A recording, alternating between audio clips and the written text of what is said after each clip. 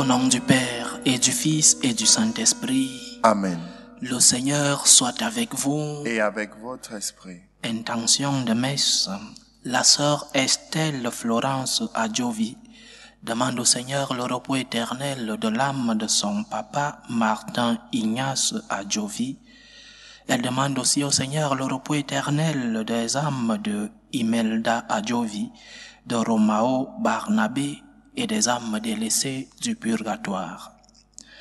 Jocelyne Florival demande au Seigneur le repos éternel des âmes de Hélène Ali de Joseph Florival, de La Fontaine Florival, de Joseph, de Bonga, de Elsie Théodarine, des défunts de la famille Florival et des âmes du purgatoire. Préparons-nous, chers frères et sœurs, à célébrer dignement le mystère de l'Eucharistie en reconnaissant que nous sommes des pécheurs.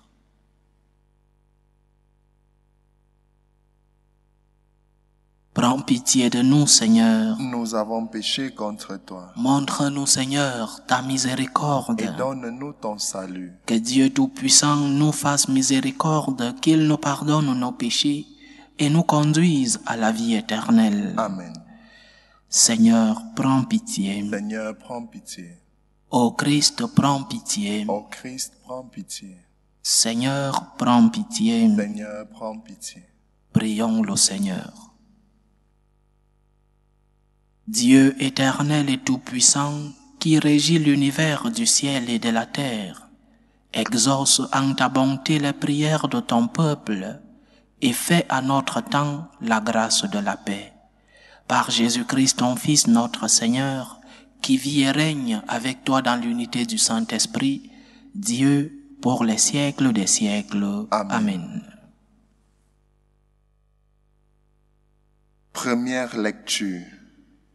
Lecture du livre de Samuel. En ces temps-là, au retour de l'armée, lorsque David revint après avoir tué le Philistin, les femmes sortirent de toutes les villes d'Israël à la rencontre du roi Saül pour chanter et danser au son des tambourins, des cris de joie et des cymbales. Les femmes dansaient en se renvoyant ce refrain. Saül a tué ses milliers et David ses dizaines de milliers. Saül le prit très mal et fut très irrité. Il disait, « À David on attribue les dizaines de milliers et à moi les milliers. Il ne lui manque plus que la royauté. » Depuis ce jour-là, Saül regardait David avec méfiance. Saül dit à son fils Jonathan et à tous ses serviteurs son intention de faire mourir David. Mais Jonathan, le fils de Saül, aimait beaucoup David et il alla le prévenir. « Mon père Saül cherche à te faire mourir. Demain matin, sois sur tes gardes, mets-toi à l'abri, dissimule-toi. Moi, je sortirai et je me tiendrai à côté de mon père dans le champ où tu seras. Je parlerai de toi à mon père, je verrai ce qu'il en est et je te le ferai savoir. » Jonathan fit à son père Saül l'éloge de David. Il dit, « Que le roi ne commette pas de faute contre son serviteur David, car lui n'a commis aucune faute envers toi. Au concret, ses exploits sont une très bonne chose pour toi. Il a risqué sa vie, il a frappé à mort Goliath le Philistin, et le Seigneur a donné une grande victoire à tout Israël. Tu l'as vu et tu en as été heureux. Pourquoi donc commettre une faute contre la vie d'un innocent en faisant mourir David sans motif? » Saül écouta Jonathan et fit ce serment. « Par le Seigneur vivant, il ne sera pas mis à mort. » Alors, Jonathan appela David et lui répéta tout ce que le roi avait dit. Puis il le conduisit à Saül et David reprit sa place comme avant. Parole du Seigneur. Nous rendons grâce à Dieu. Sur Dieu je prends appui, plus rien ne me fait peur. Sur Dieu, je prends appui, plus rien ne me fait peur. Pitié, mon Dieu, des hommes s'acharnent contre moi. Tout le jour, ils me combattent, ils me harcèlent, ils s'acharnent, ils me guettent tout le jour. Mais là-haut, une armée combat pour moi. Sur Dieu, je prends appui, plus rien ne me fait peur. Toi qui comptes mes pas vagabonds, recueille en tes ocres mes larmes. Le jour où j'appellerai, mes ennemis reculeront. Je le sais, Dieu est pour moi. Sur Dieu, je prends appui, plus rien ne me fait peur. Sur Dieu dont j'exalte la parole, sur Dieu je prends appui. Plus rien ne me fait peur, que peuvent sur moi des humains. Sur Dieu, je prends appui, plus rien ne me fait peur. Mon Dieu, je tiendrai ma promesse. Je t'offrirai des sacrifices d'action de grâce, car tu m'as délivré de la mort, et tu préserves mes pieds de la chute. Sur Dieu, je prends appui, plus rien ne me fait peur. Alléluia, Alléluia. Alléluia, Alléluia. Notre Sauveur, le Christ Jésus, a décru la mort. Il a fait resplendir la vie par l'Évangile. Alléluia, Alléluia.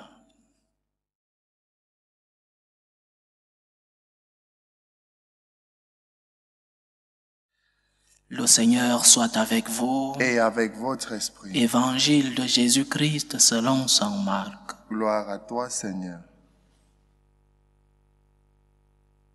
En ce temps-là, Jésus se retira avec ses disciples près de la mer, et une grande multitude de gens venus de la Galilée les suivirent. Des Judées, de Jérusalem, d'Idumée, de Transjordanie et de la région de Tyr et de Sidon, vinrent aussi à lui une multitude de gens qui avaient entendu parler de ce qu'il faisait. Il dit à ses disciples de tenir une barque à sa disposition pour que la foule ne l'écrase pas, car il avait fait beaucoup de guérisons, si bien que tous ceux qui souffraient de quelque mal se précipitaient sur lui pour le toucher. Et lorsque les esprits impurs le voyaient, ils se jetaient à ses pieds et criaient, « Toi, tu es le Fils de Dieu. » Mais il leur défendait vivement de le faire connaître. Acclamons la parole de Dieu. Louange à toi, Seigneur Jésus. Le mystère de Jésus est un paradoxe. Jésus en lui-même déjà, comme vrai Dieu et vrai homme, est un paradoxe. Mais Jésus dans ses enseignements aussi transmet certains paradoxes qui, humainement parlant, ne sont pas compréhensibles. Jésus, vrai Dieu et vrai homme, transmet aussi une spiritualité que beaucoup de fois, humainement parlant, je répète, nous ne comprenons pas.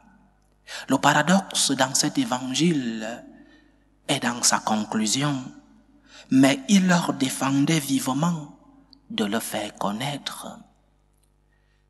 Humainement parlant, le Seigneur vivait des moments de succès, guérison des maladies, des gens qui venaient de toutes les parties de ce peuple et qui se rendaient à ce Jésus qui guérissait les malades, un moment de succès, un moment de popularité. Et le Seigneur pouvait bien profiter de cette popularité pour non seulement se faire connaître plus, mais aussi pour que les convertis soient de plus en plus grands. Mais il dit aujourd'hui, paradoxe, il leur défendait vivement de le faire connaître. Mais comment ce Dieu qui vient sur la terre ne veut-il pas se faire connaître? C'est la grande question. Quel est ce paradoxe? Ce Dieu qui vient à la rencontre de l'homme, parce que notre foi, le christianisme, c'est une rencontre entre un moi et un toi, entre Dieu et l'homme. Mais quel est ce paradoxe qui veut que Dieu, qui vient sur la terre, défendent à ces esprits impurs de se faire connaître un paradoxe, mais un paradoxe qui a son enseignement. Pourquoi les gens se rendaient-ils à Jésus? Pourquoi les gens allaient-ils de si loin pour le rencontrer? C'est là justement qu'il y a un enseignement. Et l'enseignement que Jésus transmettait, que Jésus voulait transmettre à ces personnes de son époque, il nous le transmet aussi à nous aujourd'hui. Pourquoi pries-tu? Pourquoi vas-tu à la messe? Pourquoi vas-tu rencontrer le Seigneur? Pourquoi? Nous avons tous besoin de motivation pour agir. Nos actes doivent porter en eux des motivations. Et les motivations peuvent être variées d'un acte à un autre. Et nous avons parfois besoin, pour faire les choses, d'une motivation basée sur l'intérêt, une motivation qui existe dans nos vies. Mais l'intérêt n'est pas toujours légitime, parce que ces personnes qui allaient vers Jésus allaient simplement pour chercher un intérêt particulier, soit un malade physique ou spirituel, soit la recherche d'un bien particulier, la recherche d'un intérêt. Tu dois accomplir tes devoirs parce que ce sont tes obligations et pas seulement parce que tu attends des applaudissements ou un quelconque intérêt. Pourquoi agis-tu? Quelle est la motivation qui pousse tes actes, tes œuvres? Une motivation intéressée. Tu fais le bien pour chercher un intérêt. Tu fais tes devoirs pour chercher un intérêt. Ton travail, tu le fais bien parce que tu recherches un intérêt, parce que tu recherches une reconnaissance. Tu vas à la messe, tu pries seulement lorsque tu es dans le besoin, seulement pour demander au Seigneur. Et Dieu est notre Père. Nous devons lui demander, il est notre Père. Mais quel est ce Père à qui on s'approche seulement lorsqu'on est dans le besoin? Quel est ce Père à qui on s'approche seulement lorsque nous sommes dans la tristesse, lorsque nous avons besoin de consolation, lorsque nous avons besoin de sa force? Toi qui es un père, une mère, te sentirais-tu bien si ton fils qui est sorti de la maison ne vient vers toi que lorsqu'il est dans le besoin? Te sentirais-tu bien si ton fils vient vers toi seulement pour te demander? Et si nous comprenons cela comme des personnes, pourquoi ne comprenons-nous pas cela dans notre relation avec Dieu? Pourquoi t'approches-tu du Seigneur seulement lorsque tu es dans le besoin, seulement pour demander? Et je dis seulement parce que je répète, Dieu est notre Père. Nous allons aussi vers lui pour demander, mais seulement, quelle est la motivation qui te fait aller à la rencontre du Seigneur? Seulement la recherche de l'intérêt? Seulement lorsque nous sommes dans le besoin? N'y a-t-il pas une motivation grande au-dessus de l'intérêt que nous recherchons en Dieu? Oui, il y a une motivation. Et le Christ nous l'a enseigné. La motivation suprême, la motivation qui devrait nous faire bouger, c'est la motivation de l'amour, la motivation de la gratitude. Le Seigneur comprend que toutes ces personnes qui le recherchent ne viennent pas pour son message, ne viennent pas pour sa personne. Ces personnes viennent rechercher un intérêt. Et après avoir reçu l'intérêt, adieu, je ne veux rien savoir de toi. Je ne veux rien écouter de tes enseignements. Je ne veux que tu me guérisses cette maladie et basta. Chers frères et sœurs, le Seigneur qui reconnaît, qui lit nos pensées, veut purifier nos motivations. Jésus veut purifier les motivations qui nous poussent à aller vers lui. et pose-toi la question, pourquoi vais-je à la messe? Pourquoi je me mets à genoux dans ma chambre et je prie? Seulement pour chercher, pour tirer un intérêt de Dieu? Ou alors, par amour, par gratitude, parce que je dois donner au Seigneur la réponse d'amour qu'il attend de moi et qu'il mérite de recevoir de moi?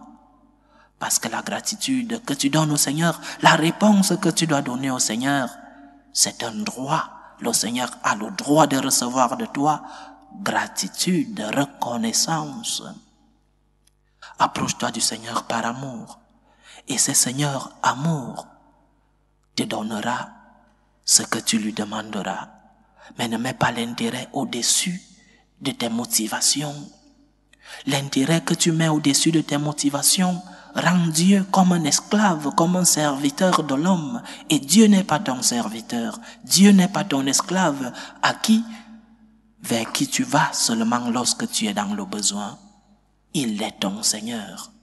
Et il a le droit de recevoir de toi gratitude, reconnaissance et amour.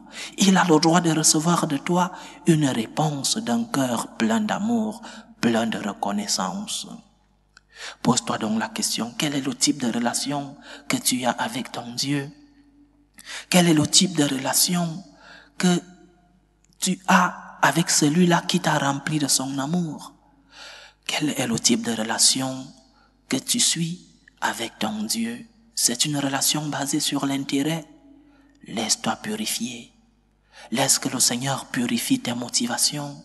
Laisse que le Seigneur transforme ta motivation de l'intérêt en amour. Laisse que le Seigneur transforme ton cœur pour que tu puisses avoir un cœur reconnaissant. Et un cœur reconnaissant va vers Dieu, pas seulement pour avoir quelque chose de lui, pas seulement pour recevoir des bénéfices de lui. Un cœur reconnaissant va vers Dieu par amour.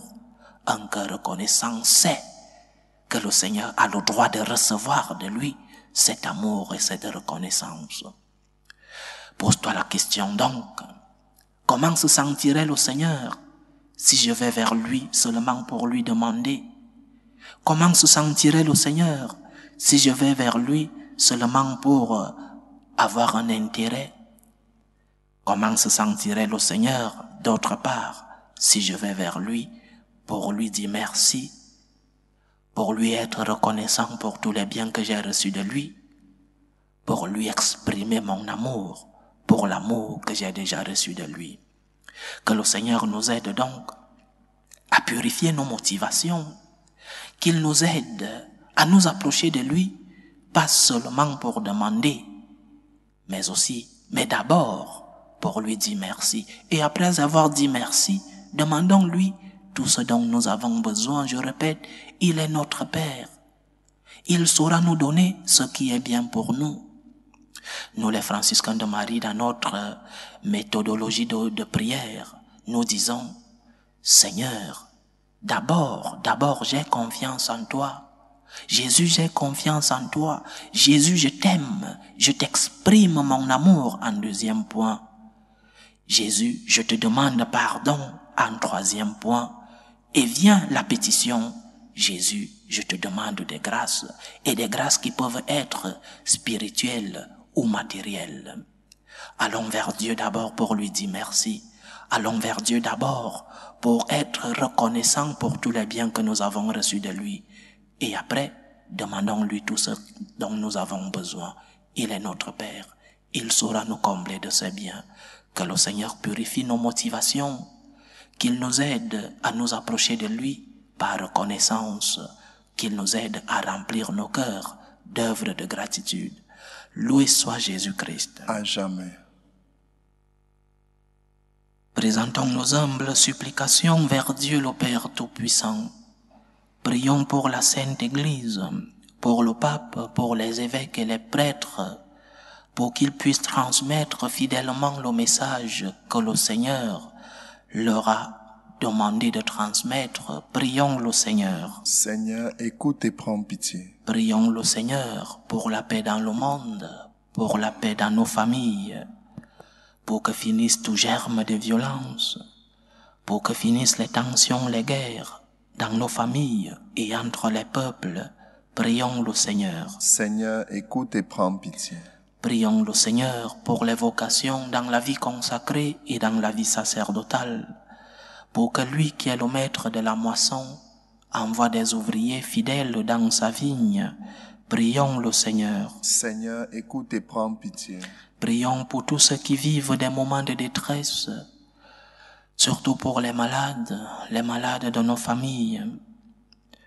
Prions pour tous ceux qui prennent soin de ces malades.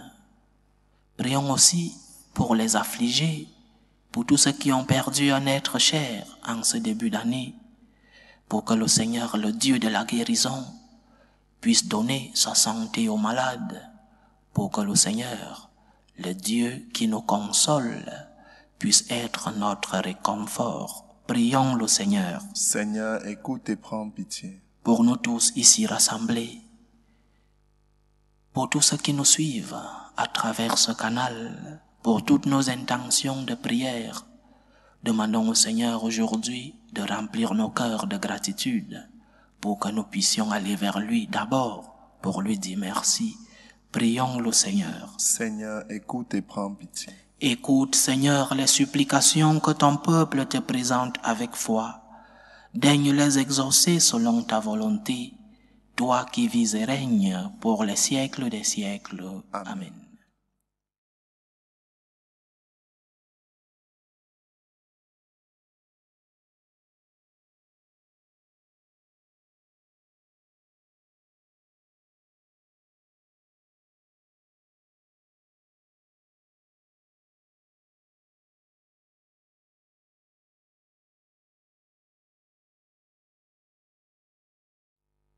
Tu es béni, Seigneur, Dieu de l'univers.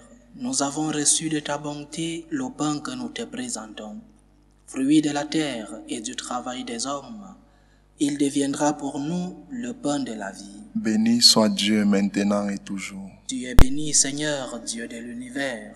Nous avons reçu de ta bonté le vin que nous te présentons.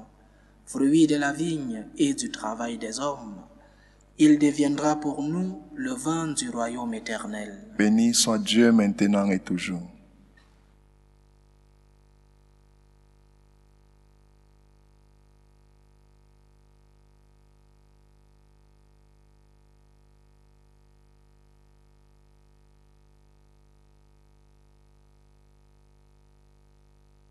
Prions ensemble, chers frères et sœurs, au moment d'offrir le sacrifice de toute l'Église. Pour la gloire de Dieu et le salut du monde. Que l'offrande de ton peuple te soit agréable, nous t'en prions, Seigneur. Qu'elle le fasse grandir en sainteté et lui obtienne ce qu'il demande avec ferveur.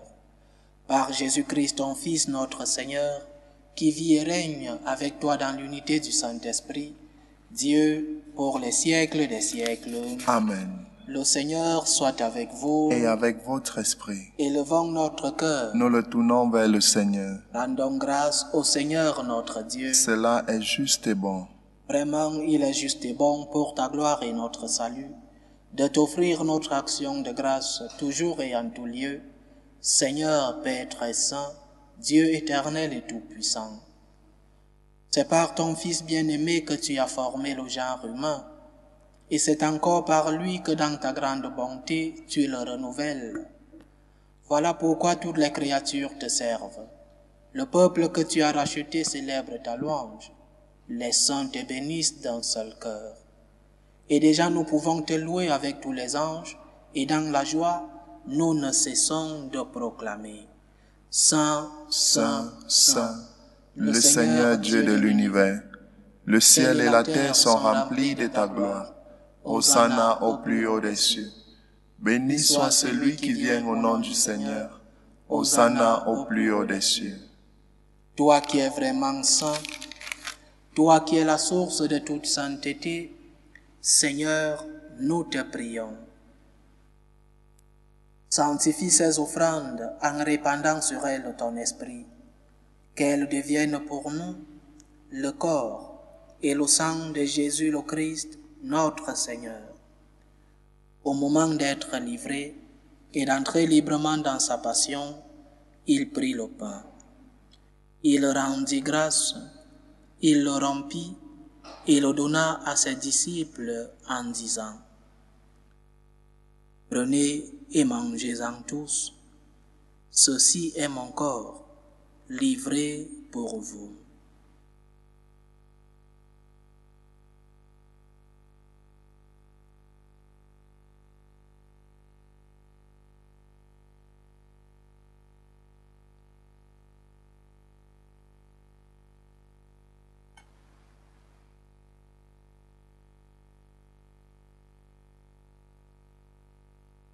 De même, après le repas, il prit la coupe. De nouveau, il rendit grâce et la donna à ses disciples en disant, « Prenez et buvez-en tous, car ceci est la coupe de mon sang, le sang de l'alliance nouvelle et éternelle, qui sera versé pour vous et pour la multitude en rémission des péchés. Vous ferez cela en mémoire de moi. »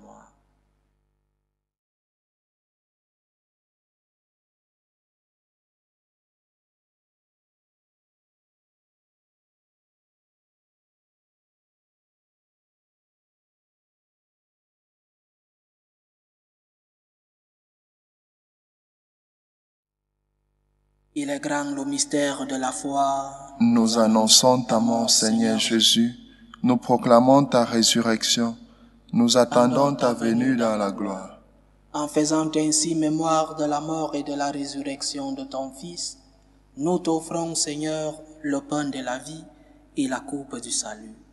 Et nous te rendons grâce, car tu nous as estimés dignes de nous tenir devant toi pour te servir.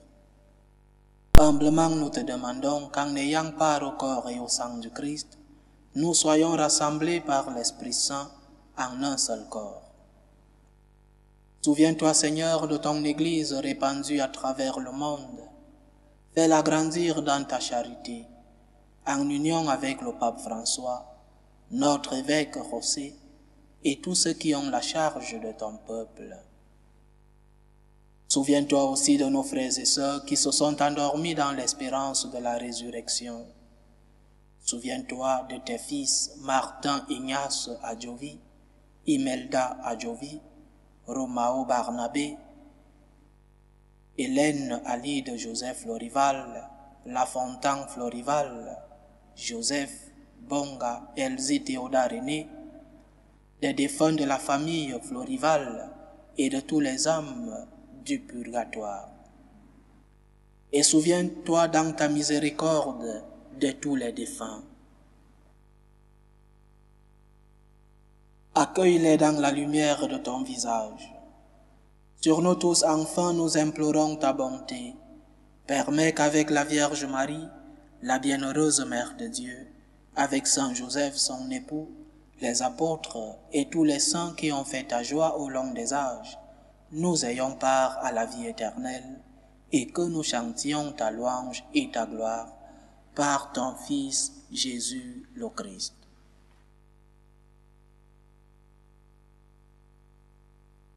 Par lui, avec lui et en lui, à toi Dieu le Père Tout-Puissant, dans l'unité du Saint-Esprit, tout honneur et toute gloire pour les siècles des siècles.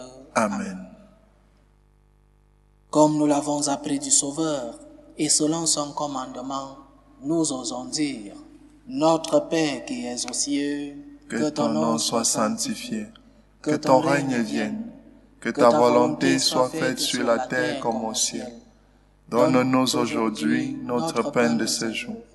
Pardonne-nous nos offenses, comme nous pardonnons aussi à ceux qui nous ont offensés. Et ne nous laisse pas entrer en tentation, mais délivre-nous du mal. Délivre-nous de tout mal, Seigneur, et donne la paix à notre temps. Soutenus par ta miséricorde, nous serons libérés de tout péché, à l'abri de toute épreuve. Nous qui attendons que se réalise cette bienheureuse espérance, l'avènement de Jésus-Christ, notre Sauveur.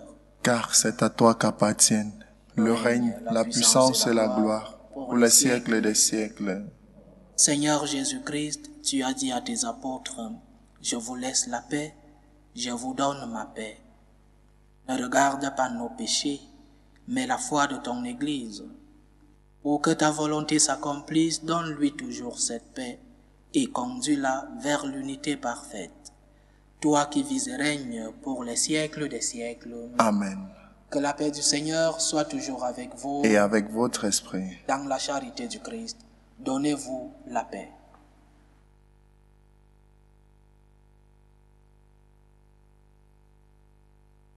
Agneau de Dieu, qui enlève les péchés du monde, prends pitié de nous. Agneau de Dieu, qui enlève les péchés du monde, prends pitié de nous. Agneau de Dieu, qui enlève les péchés du monde, donne-nous la paix.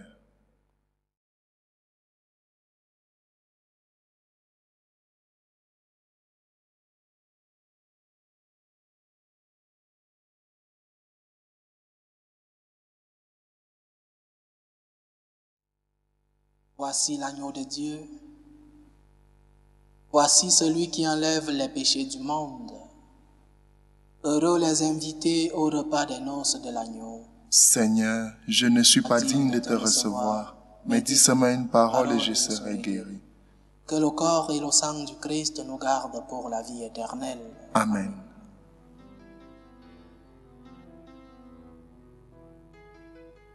Communion spirituelle. Mon Jésus, je crois en votre présence dans le très saint sacrement. Je vous aime plus que toute chose, et je désire que vous veniez dans mon âme. Je ne puis maintenant vous recevoir sacramentellement dans mon cœur. Venez-y au moins spirituellement.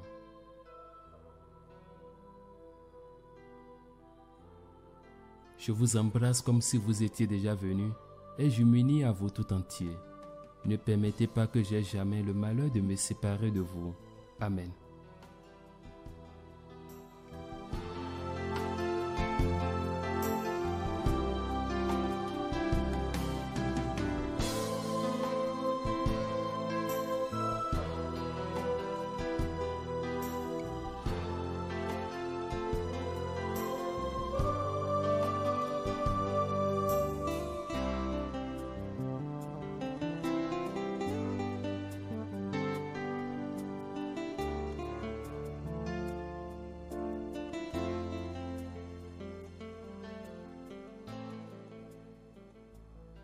Achevons notre prière. Pénètre-nous, Seigneur, de ton esprit de charité, afin que soient unis par ton amour ceux que tu as nourris d'un même pain. Par Jésus-Christ, ton Fils, notre Seigneur, qui vit et règne avec toi dans l'unité du Saint-Esprit, Dieu, pour les siècles des siècles. Amen. Le Seigneur soit avec vous. Et avec votre esprit. Que Dieu Tout-Puissant vous bénisse, le Père, le Fils et le Saint-Esprit. Amen. Allez dans la paix du Christ. Nous rendons grâce à Dieu.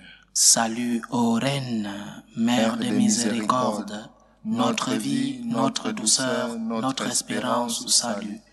Nous crions vers toi, enfant d'Ève exilée. Vers toi nous soupirons, gémissant et pleurant, dans cette vallée de larmes.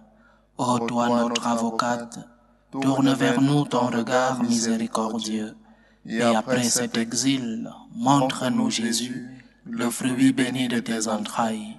Ô clémente, ô miséricordieuse, ô douce Vierge Marie. Amen. Priez pour nous, Sainte Mère de Dieu, afin que nous soyons rendus dignes des promesses du Christ.